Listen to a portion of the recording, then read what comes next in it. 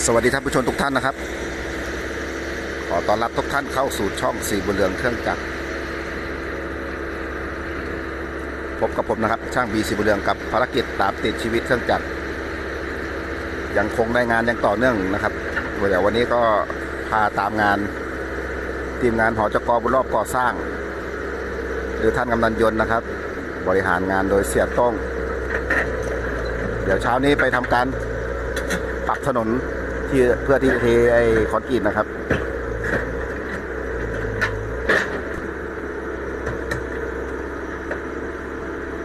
ปรับถนนเสร็จก็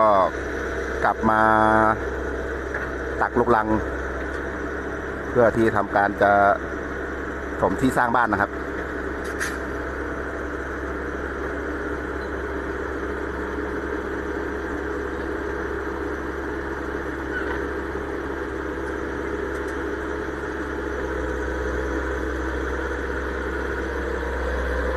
เดี๋ยวขอเวลาพี่มดไปปรับถนนสักครู่นะครับเดี๋ยวเรามาขุดดินส่งงานชาวบ้านเพื่อสร้างบ้านกันนะครับมาครับเสร็จจากงานปรับพื้นที่ถนนเดี๋ยวเราส่งมอบดินให้กับพื้นที่ที่จะสร้างบ้านนะครับ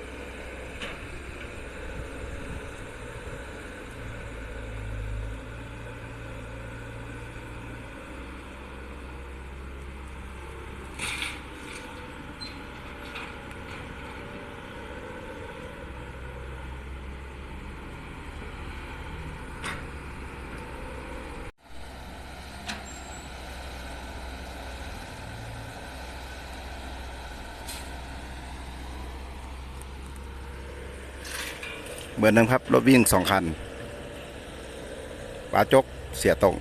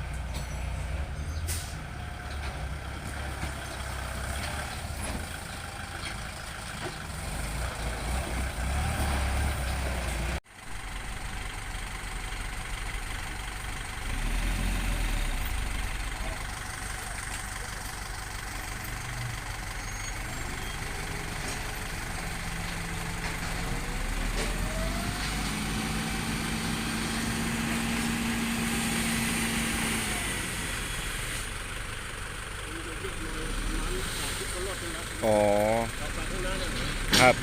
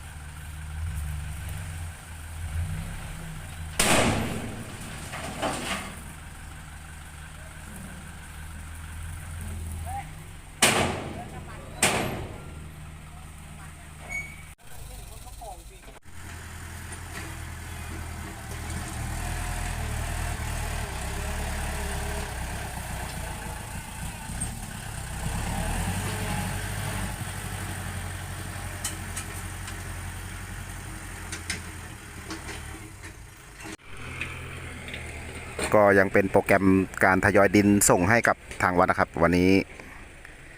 ส่งให้กับทางวัดคลองน้ำคันนะครับ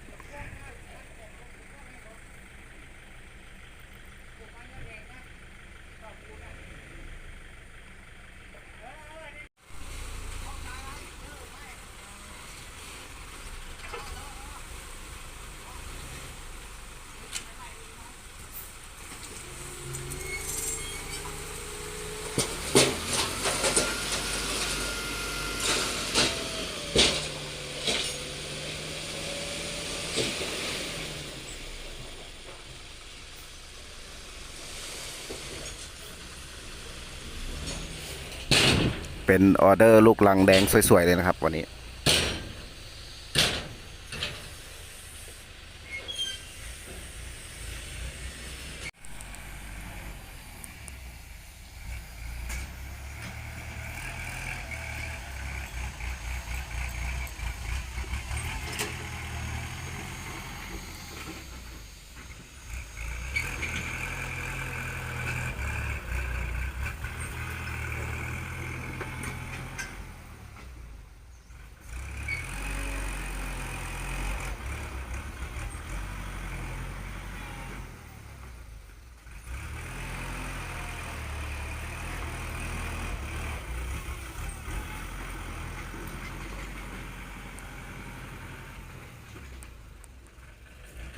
6ล้อ5คิวกับรถดัน47นะครับลงตัวนะครับสำหรับกองดินขนาดนี้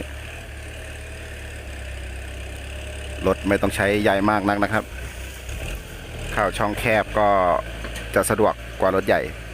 แล้วก็กองดิน5คิวก็กำลังพอดีครับสำหรับรถ47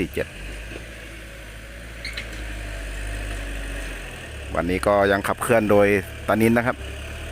สุดยอดฝีมือของทีมงานท่านกำนันยนต์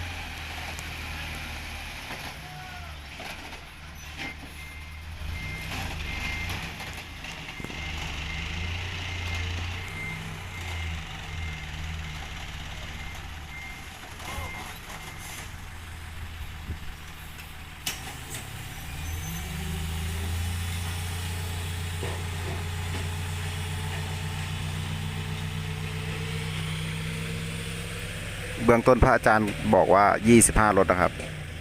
เดี๋ยวลองดูก่อนครับก็คุยกับทีมงานเซตต้องครับเดี๋ยวทำการแถมให้ทางวัด2รถ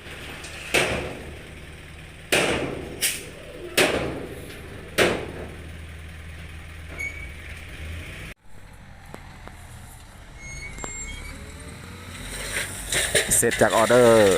ทางวัดก็มาต่อด้วยออเดอร์ชาวบ้านนะครับ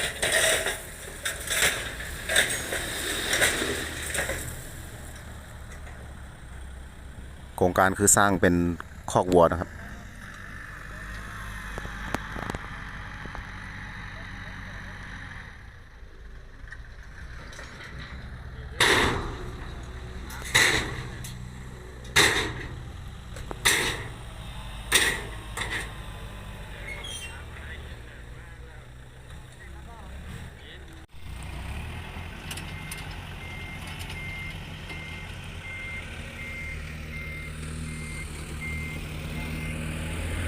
มาอีกคณะครับของเสี่ยต้ง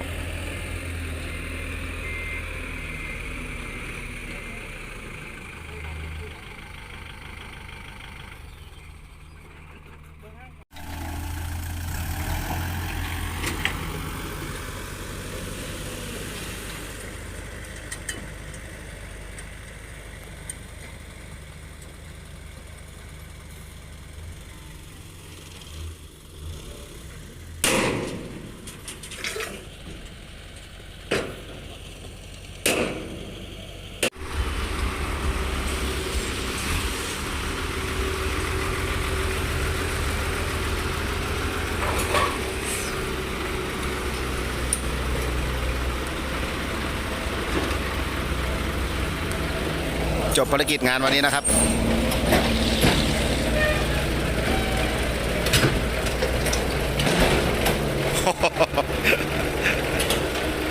รุนแรงไปหน่อย